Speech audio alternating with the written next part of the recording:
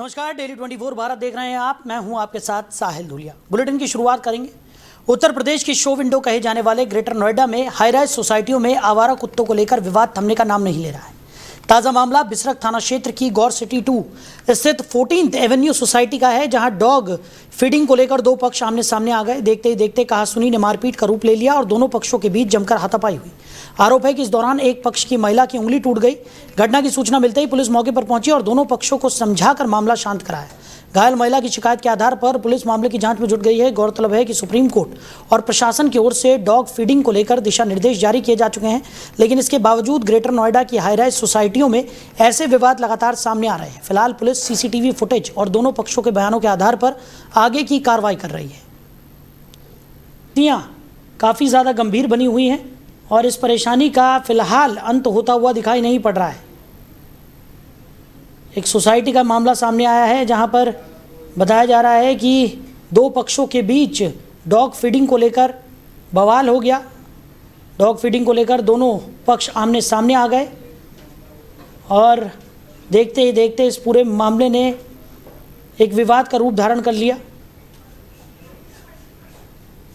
गौर city 2 में दो पक्षों के बीच जमकर मारपीट हुई, हाथापाई हुई और बताया जा रहा है कि इस हाथापाई में एक महिला की उंगली भी टूट गई। वहीं मुजफ्फरनगर में दलित युवती के कथित अपहरण का मामला अब सियासी रंग पकड़ता नजर आ रहा है। 2 दिन बीत जाने के बावजूद युवती का कोई सुराग नहीं लग सका है, जिसके बाद समाजवादी पार्टी के विधायक पंकज मलिक पीड़ित परिवार से मिलने पहुंचे। हालांकि रास्ते में पुलिस ने उन्हें रोकने का प्रयास किया, जिसको लेकर विधायक और सीओ के बीच तीखी नोकझोंक भी हुई। इसके बावजूद पंकज मलिक अपने समर्थकों के साथ पीड़ित परिवार के घर पहुंच गए और उन्हें हर संभव मदद का भरोसा दिया। विधायक ने सीओ से पीड़ित परिवार के घर के बाहर तैनात अतिरिक्त पुलिस बल हटाने की अपील की और आरोप लगाया कि पुलिस उन्हें परिवार से मिलने से रोक रही है। उन्होंने पीड़ित परिवार से कहा कि अगर पुलिस किसी तरह का उत्पीड़न करती है तो उसके खिलाफ मुकदमा दर्ज कराया जाए। गौरतलब है कि युवती का कथित अपहरण सिविल लाइन थाना क्षेत्र से हुआ था और पुलिस मामले की जांच में जुटी हुई है। फिलहाल युवती की तलाश जारी है और मामले को लेकर राजनीतिक बयानबाजी भी तेज हो गई है। वहीं नोएडा के सेक्टर 9 स्थित एक इलेक्ट्रॉनिक कंपनी में भीषण आग लगने से इलाके में अफरा तफरी मच गई। देखते ही देखते आग ने विकराल रूप धारण कर लिया और पूरी इमारत धू-धू कर जलने लगी। बताया जा रहा है कि कंपनी में इलेक्ट्रॉनिक सामान का स्टोरेज था, जिसके चलते आग तेजी से फैल गई। प्रारंभिक जानकारी के अनुसार आग लगने की वजह शॉर्ट सर्किट मानी जा रही है। हालांकि आधिकारिक तौर पर इसकी पुष्टि अभी नहीं हुई है। घटना की सूचना मिलते ही फायर ब्रिगेड की कई गाड़ियां मौके पर पहुंची और आग पर काबू पाने का प्रयास शुरू किया गया। दमकल कर्मी लगातार आग बुझाने में जुटे हुए हैं। फिलहाल किसी के हताहत होने की सूचना नहीं है। आग की वजह से आसपास के इलाके में धुएं का गुबार फैल गया, जिससे लोगों में दहशत का माहौल बन गया। आग लगने के कारणों और नुकसान का आकलन किया जा रहा है। वहीं ग्रेटर नोएडा में बंद मकानों को निशाना बनाने वाले एक शातिर चोर को थाना दादरी पुलिस ने गिरफ्तार कर चोरी की वारदात का खुलासा किया है। गिरफ्तार आरोपी की पहचान विनोद के रूप में हुई है। पुलिस ने उसे मेट्रो डिपो गोल चक्कर के पास मैनुअल इंटेलिजेंस और गोपनीय सूचना के आधार पर गिरफ्तार किया। आरोपी के कब्जे से चोरी के 2 पाजेब, 2 चांदी के सिक्के, 25,000 रुपये नगद और एक अवैध चाकू भी बरामद किया गया है। पुलिस के मुताबिक आरोपी ने 20 अप्रैल 2026 की रात सेक्टर म्यू 1 स्थित एक बंद मकान में चोरी की वारदात को अंजाम दिया था। आरोपी घर से जेवरात और नकदी लेकर फरार हो गया था, जिसके संबंध में थाना दादरी में पहले से मुकदमा दर्ज था। पूछताछ के दौरान आरोपी ने चोरी की घटना कबूल कर ली है। पुलिस अब मामले में अन्य पहलुओं की भी जांच कर रही है और आरोपी के आपराधिक इतिहास का पता लगाया जा रहा है। फिलहाल आरोपी के खिलाफ आगे की वैधानिक कार्रवाई की जा रही है। वहीं शामली के थाना भवन क्षेत्र के ग्राम गौसगढ़ में मिशन शक्ति अभियान के तहत बहु बेटी सम्मेलन का आयोजन किया गया, जिसमें महिलाओं और बालिकाओं को उनके अधिकारों, सुरक्षा और सरकारी योजनाओं के प्रति जागरूक किया गया। पुलिस अधीक्षक NP सिंह के निर्देशन और प्रभारी निरीक्षक विजेंद्र सिंह रावत के नेतृत्व में आयोजित इस कार्यक्रम में मिशन शक्ति टीम के उप निरीक्षक हरपाल सिंह, महिला हेड कांस्टेबल विनीता और महिला हेड कांस्टेबल गीता ने महिलाओं को नए आपराधिक कानूनों, साइबर अपराध और सुरक्षा संबंधी महत्वपूर्ण जानकारियां दी। सम्मेलन में ऑनलाइन धोखाधड़ी, महिला उत्पीड़न, छेड़छाड़ और बाल अपराध के बचाव के उपायों पर भी विस्तार से चर्चा की गई। इसके साथ ही महिलाओं को 1090 वुमेन पावर लाइन, 112 पुलिस आपातकालीन सेवा, 1076 मुख्यमंत्री हेल्पलाइन और 108 एम्बुलेंस सेवा समेत विभिन्न हेल्पलाइन नंबरों की जानकारी दी गई। कार्यक्रम के दौरान बेटी बचाओ बेटी पढ़ाओ, कन्या सुमंगला योजना और सामूहिक विवाह योजना जैसी सरकारी योजनाओं के बारे में भी जागरूक किया गया। महिलाओं से किसी भी समस्या की स्थिति में बिना संकोच पुलिस और हेल्पलाइन सेवाओं का सहारा लेने की अपील की गई। वहीं शामली पुलिस ने करीब 14 महीने पहले बलवा गांव में 2 मकानों में हुई चोरी की वारदात का खुलासा करते हुए एक आरोपी को गिरफ्तार किया। गिरफ्तार आरोपी की पहचान गुड्डू उर्फ मांगा पुत्र धर्मवीर निवासी बड़ा कसेरवा कला के रूप में हुई है। पुलिस ने उनके कब्जे से चोरी किए गए सोने चांदी के आभूषण बरामद किए हैं। पुलिस के मुताबिक 27 और 28 अप्रैल 2025 की रात बलवा गांव निवासी रजत चौहान और उनके पड़ोसी रकम सिंह के घर से अज्ञात चोर नकदी और जेवरात चोरी कर ले गए थे, जिसके बाद कोतवाली शामली में मुकदमा दर्ज कर जांच शुरू की गई थी। पुलिस अधीक्षक NP सिंह के निर्देश पर चलाए जा रहे अभियान के तहत कोतवाली पुलिस ने आरोपी को कंडेला पुल के पास से गिरफ्तार किया। पूछताछ में आरोपी ने अपने साथियों मनव्वर और तौसीफ के साथ मिलकर चोरी की वारदात को अंजाम देने की बात स्वीकार की है। पुलिस ने आरोपी के पास से एक जोड़ी पाजेब, एक महिला अंगूठी और एक पुरुष अंगूठी भी बरामद की है। फिलहाल पुलिस अन्य आरोपियों की तलाश में जुटी हुई है और मामले में आगे की वैधानिक कार्रवाई की जा रही है। महीने बाद एक आरोपी को गिरफ्तार किया गया है। सोने चांदी के आभूषण भी इस आरोपी से बरामद कर लिए गए हैं। चोरी कांड का पुलिस ने खुलासा किया है। शामली की यह घटना बताई जा रही है।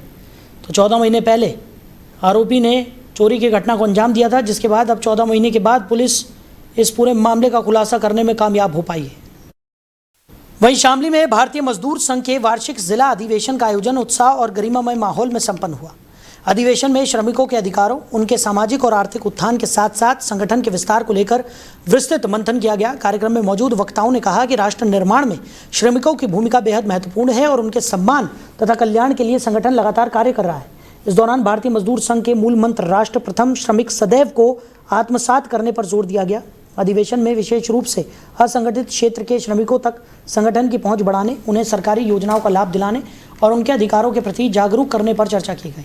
वक्ताओं ने कहा कि असंगठित क्षेत्र के मजदूरों के सामने कई चुनौतियां हैं, जिनके समाधान के लिए संगठित प्रयास जरूरी हैं। कार्यक्रम में जिले भर से पहुंचे पदाधिकारियों और कार्यकर्ताओं ने श्रमिक हितों की रक्षा और संगठन को मजबूत बनाने का संकल्प लिया। अधिवेशन में बड़ी संख्या में संगठन पदाधिकारी, कार्यकर्ता और श्रमिक प्रतिनिधि मौजूद रहे। वहीं मुजफ्फरनगर के शाहपुर थाना क्षेत्र में 28 वर्षीय युवक रोहित का शव मिलने से इलाके में सनसनी फैल गई। बताया जा रहा है कि रोहित अपने बेटे का जन्मदिन मनाने के बाद से लापता था। काफ़ी तलाश के बाद उसका शव गोयला गांव के जंगलों में एक नाले के पास पड़ा मिला। घटना की सूचना मिलते ही पुलिस मौके पर पहुंची और शव को कब्जे में लेकर पोस्टमार्टम के लिए भेज दिया। प्रारंभिक तौर पर गला घोंटकर हत्या किए जाने की आशंका जताई जा रही है। हालांकि मौत के सही कारणों का पता पोस्टमार्टम रिपोर्ट आने के बाद ही चल सकेगा। युवक का शव मिलने की खबर से परिजनों और ग्रामीणों में भारी आक्रोश फैल गया, जिसके बाद पुलिस ने मुठभेड़ के दौरान आरोपी को गिरफ्तार कर लिया और आरोपी के पास से एक तमंचा और कारतूस भी बरामद किए गए। अधिकारियों का कहना है कि मामले में आगे की वैधानिक कार्रवाई की जा रही है और हत्या के पीछे के अन्य कारणों की भी जाँच की जा रही है।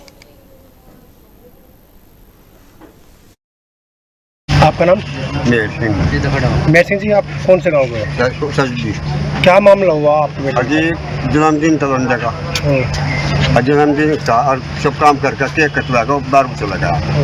किसी का फोन आया होगा, वो फोन पर भागा चला गया। फिर हम बोलने लगा पापा ना तो आया नहीं। जब हमारी गूंज पड़ी। कब से लापता था? सांझ से।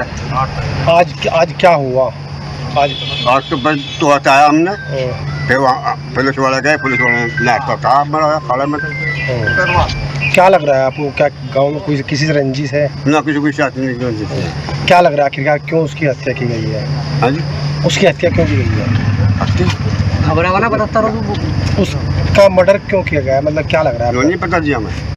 वहीं ज्योतिष पीठ के शंकराचार्य स्वामी अवि मुक्तेश्वरानंद सरस्वती की गौ यात्रा मुजफ्फरनगर पहुंची, जहां उनका जगह जगह पुष्प वर्षा कर स्वागत किया गया। स्वामी अवि मुक्तेश्वरानंद गौ माता को राष्ट्र माता घोषित करने की मांग को लेकर उत्तर प्रदेश की सभी 403 विधानसभा क्षेत्रों में यात्रा पर निकल रहे हैं। इस दौरान उन्होंने केंद्र और राज्य सरकारों पर निशाना साधते हुए कहा कि देश के नेताओं ने वोट तो लिए, लेकिन 78 वर्षों में गौ माता की रक्षा के लिए कानून नहीं बनाया। उन्होंने कहा कि नेताओं से निराश होकर अब वो मतदाताओं से सीधे संपर्क करने निकले हैं। स्वामी अवि मुक्तेश्वरानंद ने अयोध्या चंदा चोरी मामले को लेकर भी बयान दिया और कहा कि ये कोई नई बात नहीं है। उन्होंने दावा किया कि जब मामला सामने आया था तब चंपत राय ने इसे उल्लेखनीय घटना नहीं बताया था।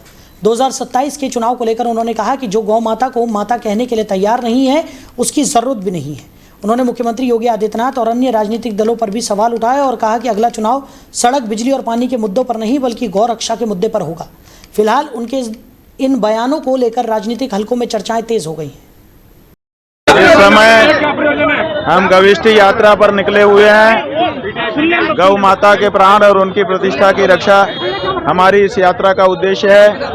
जब हमारे देश के नेताओं ने हमारा वोट लेकर के 78 साल में भी गौ माता की रक्षा का कानून नहीं बनाया तो हमको नेताओं से और पार्टियों से निराशा हो गई और इसीलिए अब हम इस यात्रा के माध्यम से उत्तर प्रदेश के सभी मतदाताओं से संपर्क करने के लिए निकले हैं। सभी 403 विधानसभा क्षेत्रों में जाकर वहां के मतदाताओं से संपर्क कर उनको गौ माता के महात्म्य और उनके मतदान के दुरुपयोग के बारे में सचेत कर रहे हैं और जनता मतदाता एक तरफ से गौ माता की रक्षा के लिए मतदान करने का संकल्प कर रहे हैं। बहुत बड़ा वातावरण खड़ा हो रहा है।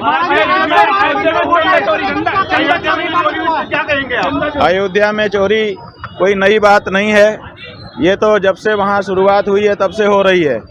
और आप याद करिए, जब ये घटना प्रकाश में आई थी तो चंपत राय जी जो कि सर्वे सर्वा है वहाँ पर, उन्होंने क्या कहा था? यही तो कहा था कि कोई उल्लेखनीय बात नहीं हुई है। इसका मतलब ये सब उनके लिए रूटीन था। इस समय वहीं नोएडा और ग्रेटर नोएडा में सार्वजनिक स्थानों पर शराब और नशे का सेवन करने वालों के खिलाफ पुलिस ने बड़ा अभियान चलाया है। पुलिस कमिश्नर गौतम बुद्ध नगर लक्ष्मी सिंह के निर्देशन में नोएडा और ग्रेटर नोएडा जोन की पुलिस ने संयुक्त रूप से विशेष कार्रवाई की।